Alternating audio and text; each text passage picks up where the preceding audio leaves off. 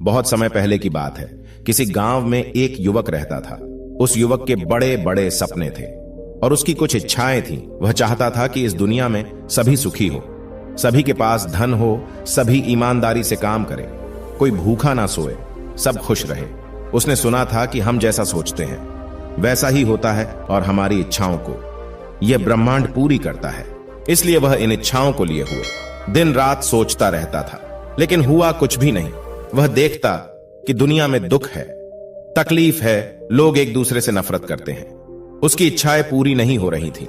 तब एक दिन उसके मन में एक नई इच्छा ने जन्म लिया। उसने सोचा कि मैं हीरे मोती का व्यापारी बन जाता हूं। वह दिन रात इस इच्छा को लिए हुए सोचता रहा। वह सोचता कि कहीं से मुझे हीरे मोती पड़े मिल जाएंगे और मैं उनसे एक बड़ा व्यापार शुरू करूंगा। फिर सोचता कि कहीं से कोई एक सेठ आएगा और मुझे कुछ हीरे मोती देकर जाएगा और वह मेरे व्यापार में सहायता भी करेगा। मैं एक बड़ा व्यापारी बन जाऊंगा और वह सेठ अपनी लड़की से मेरा विवाह करा देगा। तब मेरे जीवन में खुशियां ही खुशियां होगी। ऐसी ही काल्पनिक सोच वह दिन रात बनाता रहता। लेकिन होता कुछ नहीं था। जब उस युवक के पिता को यह पता चला कि उसका बेटा एक हीरे मोती का व्यापारी बनना चाहता है, तो उसे बड़ी खुशी हुई। उस पिता ने अपनी कुछ संपत्ति बेचकर उस बेटे को 3 हीरे और मोती दे दिए और कहा, बेटा, मैं जानता हूं कि तुम हीरे मोती के व्यापारी बनना चाहते हो। मैं तुम्हारे लिए बहुत खुश हूं। मैंने अपनी आधी संपत्ति बेच दी है और यह 3 हीरे और 3 मोती तुम्हारे लिए खरीदे हैं। इनसे तुम व्यापार शुरू करो, तुम सफल हो जाओगे, तब मुझे बहुत खुशी होगी। लेकिन उस लड़के को यह 3 हीरे और 3 मोती कम लग रहे थे। उसने सोचा कि इन हीरे मोती से क्या होगा। कम से कम 1000 हीरे और मोती तो होने ही चाहिए थे। एक बड़ी दुकान होनी चाहिए थी। कुछ लोग मेरे नीचे काम करने वाले भी चाहिए था। जब यही बात उसने अपने पिता को बताई तो पिता ने कहा, बेटा, शुरुआत पहले कदम से ही होती है।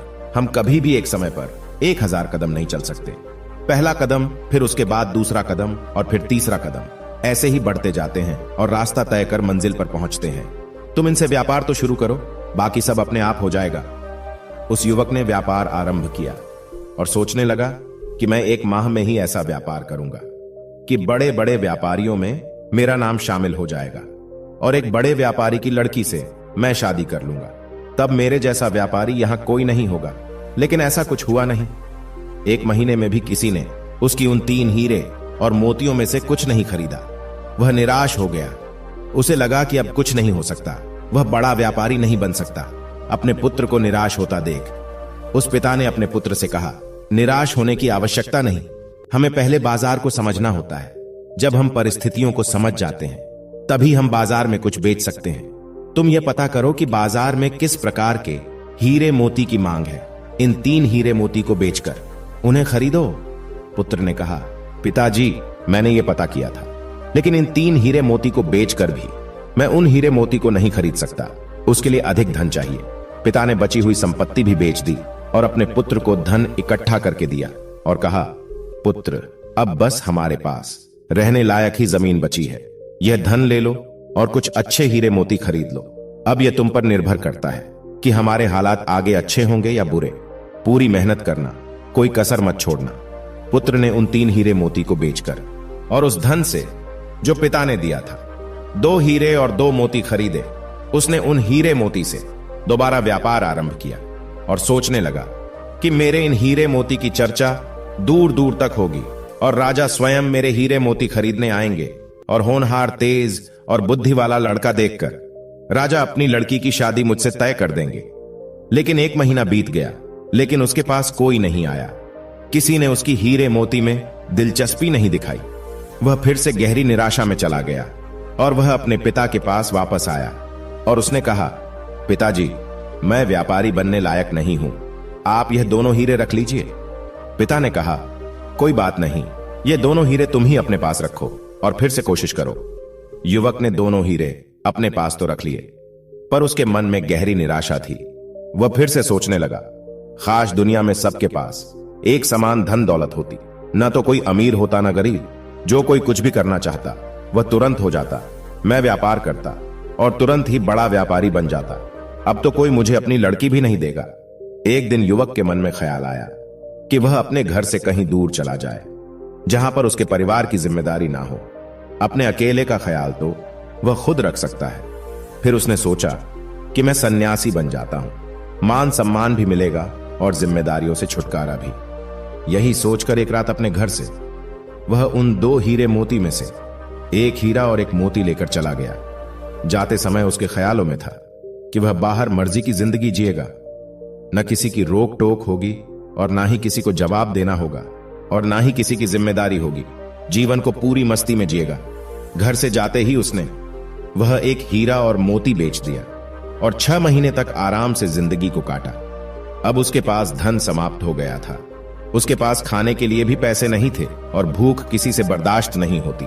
एक रात वह भूख भूख चिल्लाता हुआ, इस आस में कि कोई उसे भोजन के लिए पूछ लेगा, एक रास्ते पर दौड़ता जा रहा था, लेकिन उसे किसी ने भोजन के लिए पूछा ही नहीं। तब उसे अपने घर की याद आई, अपने पिता और मां की याद आई, लेकिन वह अब घर कैसे जाए? घर जाने की भी पैसे नहीं थे और न ही घर जाने की हिम्मत शरीर में बची थी। वह एक पेड़ के नीचे बैठा रो रहा था। तभी उसने एक आवाज सुनी।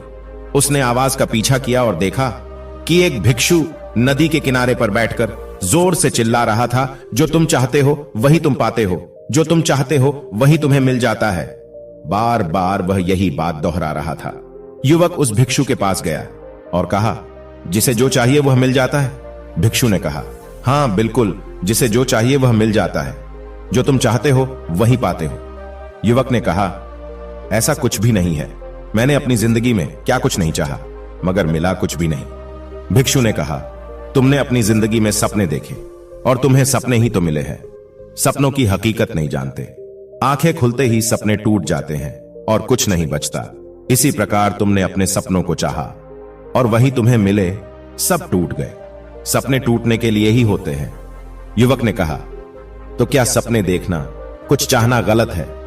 भिक्षु ने कहा, नहीं, सपने देखना गलत नहीं है, कुछ चाहना भी गलत नहीं है। सपने वही देखो जो तुम पूरा कर सकते हो। उसी चीज को चाहो जिसे तुम पा सकते हो, जिसके लिए तुम कर्म कर सकते हो, जिसके लिए तुम मेहनत कर सकते हो। सपना बड़ा हो, चाहत बड़ी हो तो कोई बात नहीं, लेकिन तुम में वह हिम्मत होनी चाहिए कि तुम उसे अपने अधिकार में ला सको। तुम्हारे भीतर उस चाहत, उस सपने के लिए शक नहीं होना चाहिए। युवक ने कहा, मैं ऐसा क्या करूं जो मैं चाहता हूं वह हो जाए? भिक्षु ने कहा, यथार्थ में ज्यो काल्पनिक सपनों की दुनिया से बाहर आ जाओ, अपनी सामर्थ्य को पहचानो। तुम मुझे बताओ, तुम क्या चाहते हो? युवक ने कहा, मैं हीरे मोती का एक बड़ा व्यापारी बनना चाहता हूं। भिक्षु ने कहा, बस इतनी सी ही बात, यह काम तो बहुत ही आसान है और तुम बहुत आसानी से कर सकते हो। युवक ने कहा, आसानी से? पर कैसे? मैं तो यह करके देख चुका हूं, हर बार असफल हुआ हूं। भिक्षु ने कहा, मैं तुम्हें एक हीरा और एक मोती देता हूं, इससे व्यापार आरंभ करो, सफलता अवश्य मिलेगी। अपना हाथ आगे करो। युवक ने अपना हाथ आगे कर दिया। भिक्षु ने उस युवक के हाथ पर कुछ रेत उठाकर रख दी और कहा, यह लो पहला हीरा। युवक ने कहा, कहां है हीरा? यह तो रेत है, आप मुझे पागल बना रहे हैं। भिक्षु ने कहा, यह रेत नहीं है, यह समय है और समय किसी के लिए नहीं रुकता। जैसे ही तुम अपना हाथ सीधा करते हो, यह नीचे गिर जाता है। समय ही वह हीरा है जिसका उपयोग करके तुम कुछ भी कर सकते हो। अनगिनत हीरे तुम बना सकते हो। समय जैसे हीरे को बर्बाद मत करना, इसका भरपूर उपयोग करना। जिसने इस हीरे का इस्तेमाल अपनी जिंदगी में नहीं किया, वह धूल में मिल गया। युवक ने कहा, मैंने अपने व्यापार में समय का ही उपयोग किया था, मगर मुझे कुछ नहीं मिला। हमेशा समय का उपयोग करने से कुछ नहीं मिलता। भिक्षु ने कहा, इसके लिए मैं तुम्हें एक मोती देता हूं। और भिक्षु ने उस युवक के हाथ पर एक कंकड़ रख दिया और कहा, यह वह मोती ही है जिसका उपयोग करके तुम अपने बुरे से बुरे समय में भी अपने सपने, अपनी चाहत को पूरा कर सकते हो। युवक ने कहा, और यह क्या है? भिक्षु ने कहा, यह मोती धैर्य है, संयम है। अगर तुम समय रूपी हीरे से लाभ नहीं कमा पा रहे हो, तो तुम्हें मोती रूपी धैर्य का प्रयोग करना चाहिए। जब मानव समय और धैर्य का भरपूर उपयोग करता है, तब वह जो चाहता है वह पा सकता है। तुम एक बड़े व्यापारी भी बन सकते हो। इनका एक बार उपयोग करके देख लो। मैं तुम्हें विश्वास दिलाता हूं, अवश्य ही जो तुम चाहते हो वही तुम्हें मिलेगा। युवक को बहुत भूख लग रही थी। भिक्षु ने अपनी झोली से कुछ भोजन उस युवक को खाने के लिए दिया, कुछ धन दिया और कहा, यह मेरे किसी काम का नहीं, तुम्हारे काम का है, तुम इसका इस्तेमाल कर सकते हो। युवक उस धन के सहारे अपने घर वापस लौटा और उसने अपने माता पिता से माफी मांगी। पिता ने अभी तक एक हीरा और मोती संभाल कर रखा था। युवक ने पिता से वह हीरा और मोती मांगा और फिर से व्यापार आरंभ किया। एक छोटा व्यापारी बनने में भी उसे 3 साल लग गए, लेकिन इस बार उसने समय के साथ धैर्य का इस्तेमाल किया।